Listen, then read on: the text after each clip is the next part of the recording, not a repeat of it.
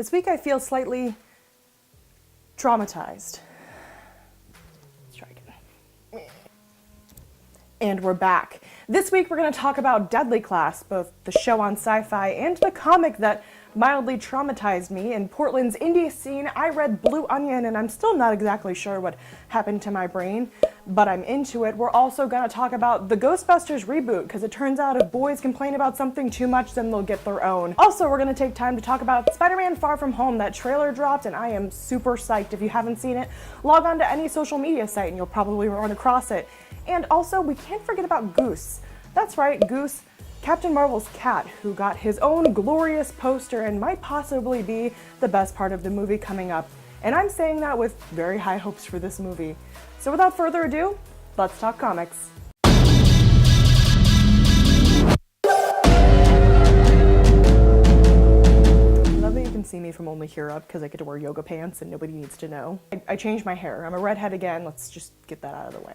This week we're going to start with Deadly Class, the show on Sci-Fi about this comic with the same name, premiered on Sci-Fi last week. Now I haven't watched it because I don't have cable because I'm a millennial, but I've heard really good things about it, and a lot of people who have suggested really great comics to me told me I should read this comic, give it a go. And boy, it gave me a go. I feel a little emotionally traumatized by this comic. It is violent, it is gritty, but at its heart, it's relatable. Not because I'm a psychopath that murders people like Marcus, the main character, but because you can relate to him, even in his murderous psychopath ways, because he's just a kid in high school who really wants to fit in. I know very few people who are into comic and nerd stuff who didn't have some kind of rough something in high school. I think even the most popular and well-liked kids had a little bit of an identity crisis in high school, just something about that pubescent age that really just makes you second guess everything you do. There's a scene in this comic where poor Marcus is just in an elevator. He's tripping on LSD, but he just panics about elevator etiquette, and I, as a 26-year-old woman, can still relate to that. So there are definitely aspects of this comic, despite its violent nature, that you just relate to. Finding your people, the people who are just messed up in the same way that you're messed up, and trying to form some sort of group so you feel like you're not just adrift in the world. Now, you couldn't pay me to go back to high school, but my high school experience and Marcus's high school experience are gonna be a little different. He goes to King Dominion's School for the Deadly Arts, so I'm gonna have to check it. Ha! I got it right. Yeah, he goes to King's Dominion's School of the Deadly Arts. I had to read it because it's quite the long name.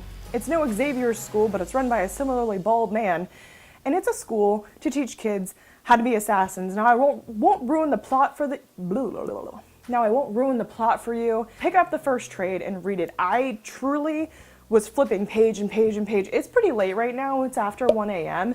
And that's because I couldn't put this down, and I really just had to talk to you about it because Marcus is a really unreliable narrator. He's got some mental issues, some deep-seated hatred and revenge needs, that as you're going through this narrative with him, you're experiencing some of the mental lapses, that's perhaps not the right word, but some of the mental upsets that he's experiencing as well. You feel some of his paranoia, you feel his unreliability, and you feel just his true need to fit in. And I just thought that that was really relatable. I'll go ahead and give you a little bit of warning. It's violent, there's depictions of murder and suicide, and there are drugs, and so, you know, if you're not into that kind of thing, probably don't pick this comic up. It's set in the late 80s, and as somebody who was born in the early 90s, there's probably some nostalgia injected into this that I missed, and there's a whole lot of 80s cocaine. Anyway, it was really good. It had me both shocked and interested, and I want to pick up the second trade, and you can do that at Floating World Comics. Floating World Comics, located at 400 Northwest Cooch Street, is nice enough to partner with me. They suggest comics to me every week. I read them, I talk to you about them. The people there are so nice, and you can find everything from indie niche stuff to brand new stuff to all the trades and everything that you're probably looking for. So go give them a shout, tell them I said hey, and let me know you pick up. Now for our next comic, we're going to talk about Blue Onion. This is an indie comic published by Revival House and written by Christopher Silla. It is strange. I kind of feel like I wasn't cool enough to get it, but while I was reading it and as soon as I was finished, I knew I wanted to read it again. So I'm not gonna think too hard about whether or not I got it, but instead just enjoy the wonder and whimsy that it kind of inspired in me, because it really did. It reminded me of kind of watching a show like Regular Show or Adventure Time, and I don't mean to compare it to something so, I don't know, square, but you know, when it goes down a rabbit hole and you're not exactly sure what's happening, but you're very there for the ride. That's definitely how I felt reading this comic, and so I suggest that you pick it up too. You can pick it up at Floating World, that's where I got it. It's only $6 and it's definitely worth it. I felt like I got to peek into the corner of somebody's brain that's very different from me. And I'm just gonna try not to dwell too hard on whether or not I understood it and just enjoy the art and the journey that it took me on, because it really made me curious. I just bumped my mic, so let's try that again. We have to talk about Spider-Man Far From Home. The trailer dropped and it was amazing. I mean, goosebumps amazing. Now listen, I love Spider-Man. Peter Parker was one of the first inspirations for me to become a photographer growing up, and then the journalist thing was Lois Lane, of course, but I love Spider-Man, and though the Spider-Man franchise has had some bumps in recent years, let's not talk about Tobey Maguire doing this, or the weird blip in the radar of the Andrew Garfield reboots. Those were also fine, I guess. But this movie looks really good, and I'm really interested to see what they're doing with Mysterio. I think Jake Gyllenhaal is a good cast for that because he's a weirdo, and Mysterio is also a weirdo. With a name like Mysterio, you better live up to it, I guess.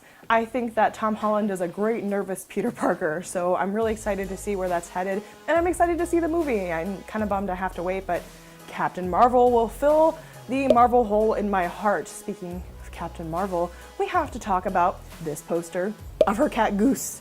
I think Goose is going to be great. Now, Goose isn't exactly a cat according to the comic book. He's an alien that looks like a cat, but I'm really excited to see what they do with it. I feel really let down by cats and franchises lately. I'm looking at you, Chilling Adventures of Sabrina and our Salem that doesn't talk. I'm excited to see Captain Marvel in general, but I think their play at Goose is just so cute. I know it's so small and minor, but really the internet is into it, and I'm allergic to cats and I still thought it was very cute, so there's that. Now on to other news. I have a little bit of a hot slash lukewarm take for you. There's going to be a new Ghostbusters reboot in the same Ghostbusters universe that the original Ghostbusters was in.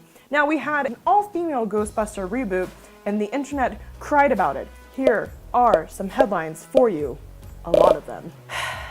I think this might be a case of boys just can't leave things alone. I'm very interested to see what this reboot is. Of course I liked Ghostbusters. Now, it came out a little bit before my time. I was born in 1982, so I was still, was I a kid or?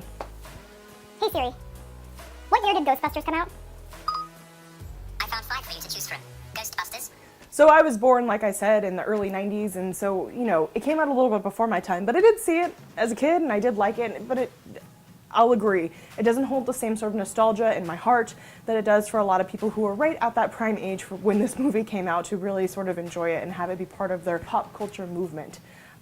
So while it looks like a little bit of a hissy fit, to me, it is inclusive and thoughtful and fun. I thought that the all-female reboot in 2016 was fun. So will I see it? Is it going to be good? Yeah, probably. I mean, the whole fighting ghosts that are funny, I don't know, just seems good to me. I'm not going to overanalyze it too much, but it just does seem like a reaction to some of the angry things I saw on the internet just because some ladies were going to don the Ghostbuster jumpsuits. What do you think? Do you think I'm being overdramatic, or maybe I just don't understand the nostalgia factor because, again, I'm maybe a little bit too young for it. Oh, no you don't. Anyway, that's really all I have for you this week. Pretty light week because I spent all my time reading the first trade of Deadly Class, which, like I said, I would definitely recommend, but tread carefully if you're a little sensitive on some of that stuff. For me, pretty good. This is a new YouTube channel, so if you could like this video and subscribe, I'd be really thankful. I feel so weird saying that I'm not like a YouTube person, but we're trying to grow this channel and I really want it to be a community where we can talk back and forth. And I mean, you give me gentle and kind constructive criticism and lots of comic recommendations, and I respond with a GIF or an emoji. Be nice to me, internet, please. But I'd love to keep doing this, and I really want to hear from you guys, what you're reading right now, what you're loving, what you're not loving, what I'm missing in the nerd world, because honestly, I'm just one gal, And the people at Floating World Comics, they help me and they recommend things and they have their own tastes and I'm very interested in them. But you know, you guys have your own tastes and likes, dislikes, and I want to know. So drop me a comment. So I'll see you guys next week, same place, around the same time, with a couple new comic picks and hopefully some more nerd news that we can chat about and you can have more of my lukewarm takes that nobody asked me for. This has been KGW's Comic Pick of the Week.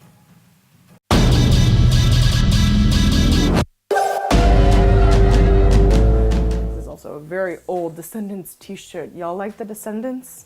They're a good punk band, you should look them up. Here's me and my mom. We saw them recently. Making sure my mic didn't die. If you missed it last week, my mic died in the middle of this video, so now I am paranoid. I can't get it. Okay, I got it.